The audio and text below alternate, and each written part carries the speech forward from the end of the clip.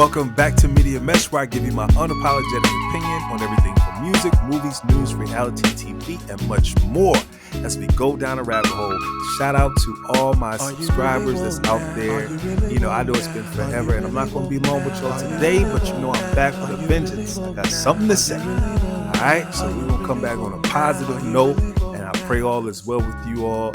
And make sure that you like, share, and subscribe if you are brand new listening to this, because, oh boy, do I got something for ya. All right, so we're going to get into this whole beef with D1 and Mr. Rick Ross. And, we're going to play some videos. We're going to have a good time today. We're going to have a good time. We're going to have some laughs, and we're going to talk. So if you are ultra sensitive, okay, to the plight of the puppets who masquerade as musicians, then turn off right now. This ain't for you.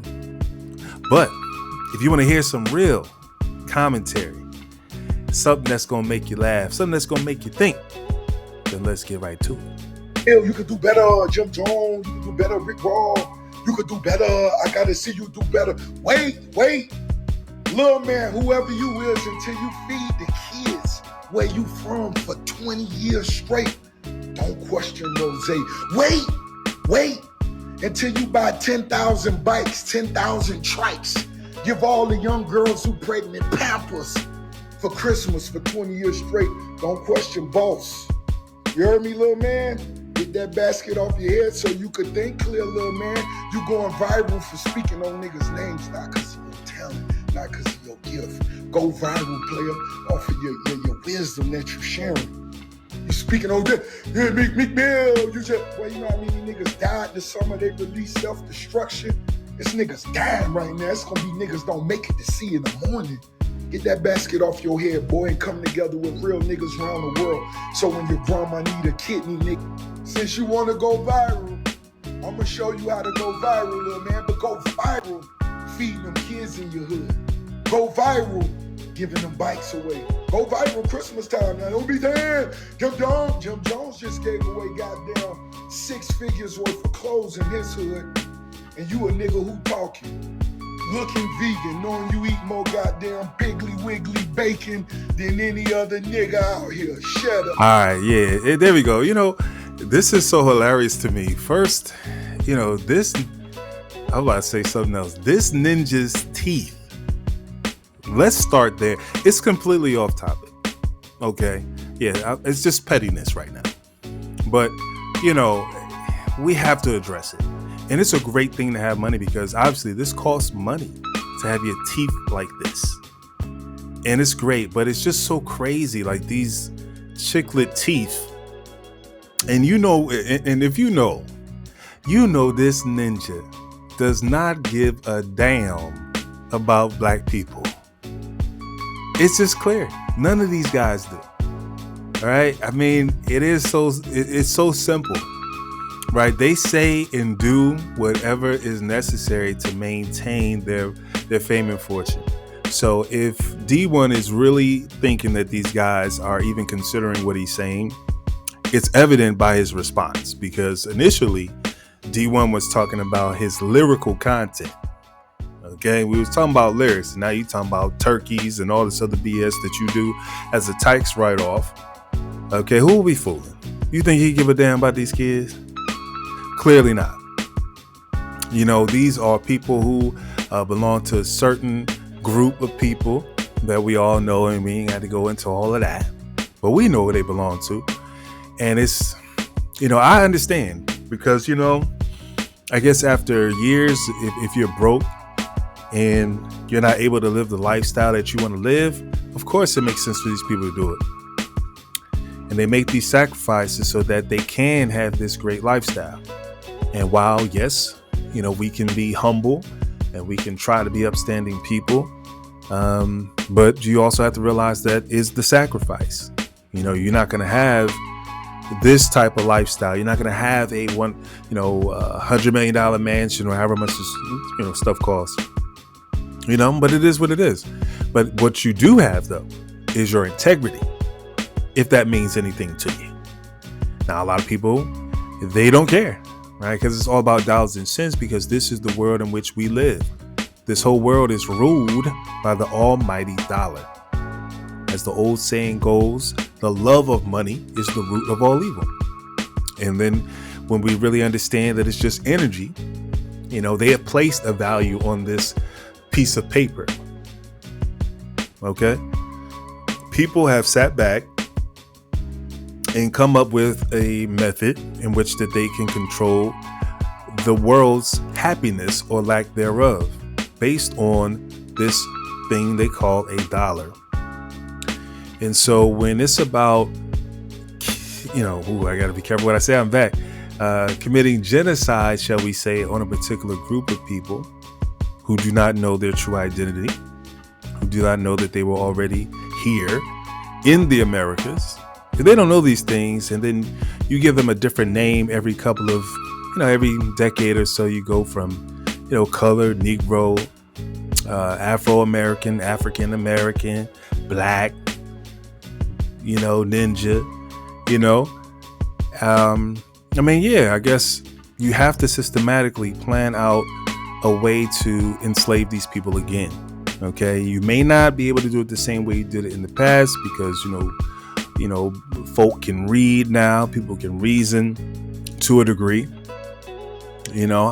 I can't say 100% because when you look in the comments, you'll see so many of us that are siding with Rick Ross and these rappers, and they look at it like it's an isolated event that's taking place when they make music, when they operate under the guise of music, when really they're just pushing an agenda.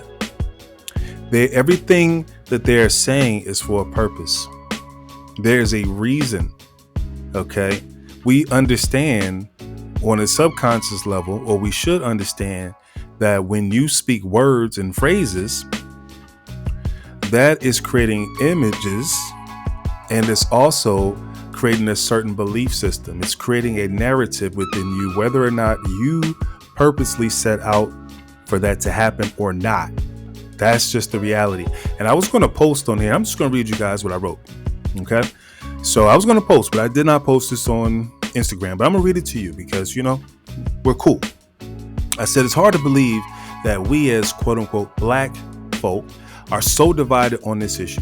It should be evident how specific words and negative repetitive phrases promulgated under the guise of music impacts our communities. Look around.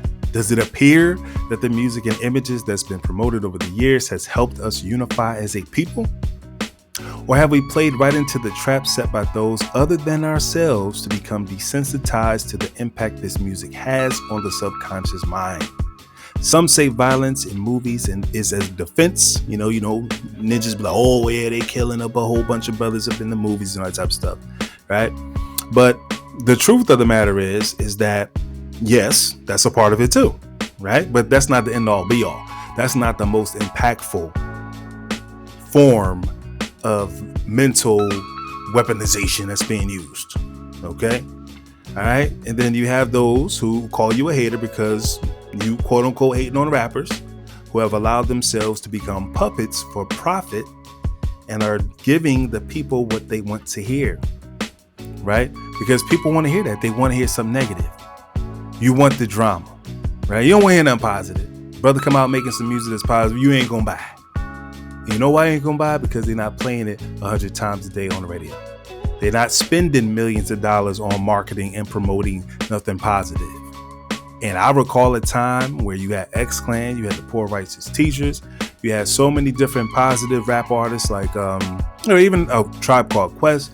There was variety within the world of hip hop, but that no longer exists. We're getting one sound, and the sound of destruction. Anyway, back to my text that I was going to write. So I said, it's no conspiracy that certain artists are paid to promote poison to our communities. So those who are not mentally strong will be misled and end up in the prison system, following after the words of their favorite artist, who don't even live that life. Now, yeah, you got some of these drill rappers. They definitely killing ninjas for sure, right? But we all can remember a time where it was not always the case. People just be talking about that. They'd be studio gangsters rather, but they're not actually living that life. And even at this point, even if they were, now that they're rich, they're not really in the street. They're not really hustling. All right. They're not shooting nobody. They're not doing all that stuff they're talking about. Okay. And then the other thing, you guys, people will be like, oh, it starts in the home, as we all love to say. But eventually our kids go out the home and they hang with their peers. Okay. And while you may think you have the most influence over your children, that's not always the case. Yeah, when they're younger, you can kind of mold them and shape them and all that type of stuff. But it's going to come a point in time where they're going to be out with their friends and they listening to what's considered cool. Right. And so if the homie down the street is saying, yeah, this is the bomb, this is that new music, which is natural because you yourselves have done this. We've all done this. Yeah, I went to church all the time. But when I got to a certain age, I started hearing songs on the radio. I watched videos.